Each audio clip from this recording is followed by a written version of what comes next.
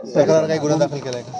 Actually जेव्हा शेवटचा टप्पा होता वॉर्ड नंबर 5मध्ये, तिथे आपले उमेदवार होते, जे आमच्या महिला उमेदवार आहे, मुस्लिम उमेदवार आहे, आणि त्यांच्यासोबत त्यांचे जे आता घरातले लोक ते शेवटून मतदान त्यांचं बाकी होतं ते करायला गेले, तर तिथे धक्काबुक्की झाली, त्यांच्या घरच्यांना तिथे मारलं गेलं. आणि अशा पद्धतीचं सगळं माहोल जो दुपारपासून तुम्ही पण बघताय की पूर्ण शहरामध्ये सगळे ते ग्रामीण भागातनं आणलेले, काही भुसावळवरनं आणलेले सगळे बाहेरचे लोक इथे पूर्ण मस्ती करताय, इथे पूर्ण दादागिरी करताय, रॅल्या काढताय, इथे घोषणा देताय. स्वतः आमदार जेव्हा की आचारसंहिता असं म्हणते की प्रचार संपल्यानंतर तुम्ही कोणतेही तुमच्या पक्षाचं लेबल लावू शकत नाही किंवा प्रचार करू शकत नाही, घोषणा तुम्ही देऊ शकत नाही, किंवा तो जे आपण मफलर वगैरे घालतो ते घालू शकत नाही. स्वतः आमदार महोदय त्यांच्या मतदानासाठी शिवसेनेचं मफलर घालून आतमध्ये गेले, इथे लोकांना धक्काबुक्की केली, त्या महिलांना धक्काबुक्की केली, आणि त्यांच्या घरच्या सदस्यांना त्यांनी केले. पण आता काय झालं? आता तक्रार आम्ही हीच दिलेली आहे की जो काही प्रकार घडलेला आहे तो इथे FIR मध्ये आम्ही नोंद करायला लावलेला आहे, आणि चंद्रकांत पाटील असतील किंवा त्यांच्यासोबत ते जे काही त्यांचे सगळे शिवसेनेचे पदाधिकारी असतील, कार्यकर्ते असतील, त्यांच्या गुन्हा नोंद झालेला आहे. ते पोलीस स्टेशन ते असं बोलले होते तेव्हा की त्यांना तुम्ही पोलीस समजूत करायला पाठवले, ते तुम्ही धमकी दिली, पोलीस धमकी द्यायला आले मला बाहेर निघा असं मतदान केंद्राचं असं बोलले होते मतदान आमदार. बघा, एक विषय आहे की 100 मीटरच्या आतमध्ये कोणालाही जायचा अधिकार नाही आहे. इवन स्वतः उमेदवाराला फक्त पोलिसांनी सकाळी सूचना दिल्या होत्या की तुम्ही 1 तासाच्या अंतरावर एक वेळा तुम्ही राऊंड मारू शकता. जर ते मतदार आहे तर मतदाराचं एवढं 1-1.5 तास आतमध्ये काय काम आहे? मतदान करून बाहेर आलं पाहिजे होतं. तिथे तुम्ही पूर्ण तुमच्या सेनेचा प्रचार करताय, मफलर घालताय, असं अलाउड नाहीच आहे. जरी मी गेली असेल, मी 100 मीटरच्या बाहेर होती, आणि मी सकाळपासून सगळ्या पोलिसांना हेच सांगत आलेली आहे. मी इवन इलेक्शन कमिशनरला पण पत्र लिहिलं, IG ला पण लिहिलेलं आहे की इथे जे काय होईल ते नियमाने व्हायला पाहिजे. आमचे लोक असू किंवा त्यांचे लोक असो, नियमाच्या बाहेर काम होता कामा नये. मला असं वाटतं त्याचं काही चुकीचं नाही, आम्ही काही नियमाच्या बाहेर करायला लावत नाही. जेव्हा की आज सेनेने या शहरामध्ये पूर्ण गाजवली, नियमाच्या बाहेर इथे मतदान केलं गेलेलं आहे, तिथं दादागिरी केली गेलेली आहे, इथे झालेली. अजून याच्या पलीकडे काय बघायचं बाकी आहे?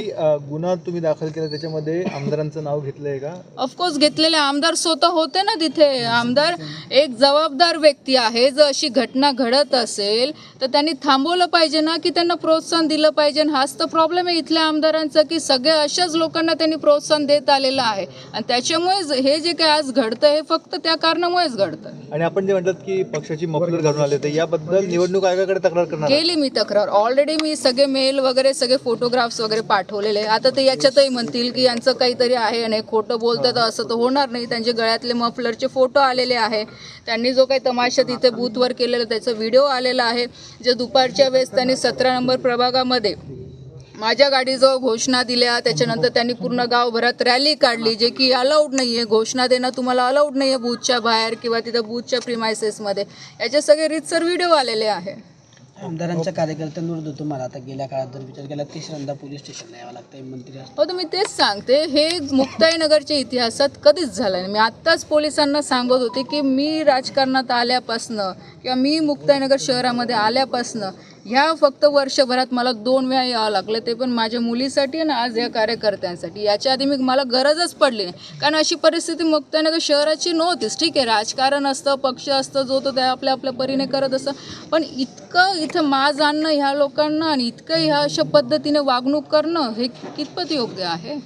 पत्र करण्याची मागणी करणार आहे का तुम्ही निवडणूक आयोगाकडे? आचारसंहितेचं उल्लंघन झालं ऑफकोर्स करणार आहे. मी आधीच सांगितलं की मी कंप्लेंट केलेली आहे, सगळे फोटोग्राफ्स वगैरे सगळे मेल केलेले आहे. इव्हन SP साहेबांनाही पाठवलेलं आहे, देवेंद्रजींकडे पण मी या संदर्भात सगळी माहिती पाठवलेली आहे.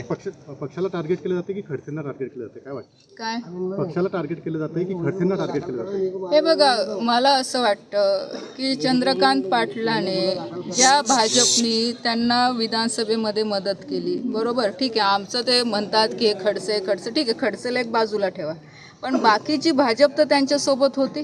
त्यांनी तर प्रामाणिक काम केलं होतं. मग त्यांनी मोठं मन दाखवून का नाही भाजपला इथं विश्वासात घेतलं, की का नाही भाजपच्या लोकांना सोबत घेऊन काम केलं?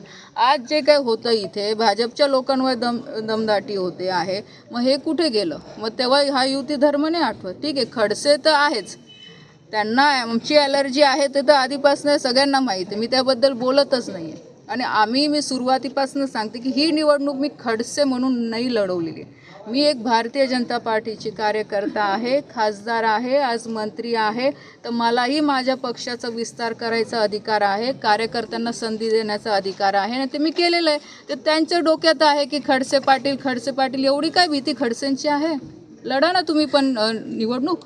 नाही, पण तुम्ही एकट्या निवडणूक लढवताना दिसला, तुम्हाला पक्षाकडनं तसं नाही पाठबळ मिळालं? पक्षाकडनं सगळे मला सपोर्ट होता आमच्या स्थानिक स्तरावर. आज बघू शकता डॉक्टर फडके काका आहे, ते आज सिनियर मोस्ट लीडर आहे. आमचे अशोक भाऊ कांडलकर आहे, ते गेल्या जनसंघापासून ते काम करत आहे.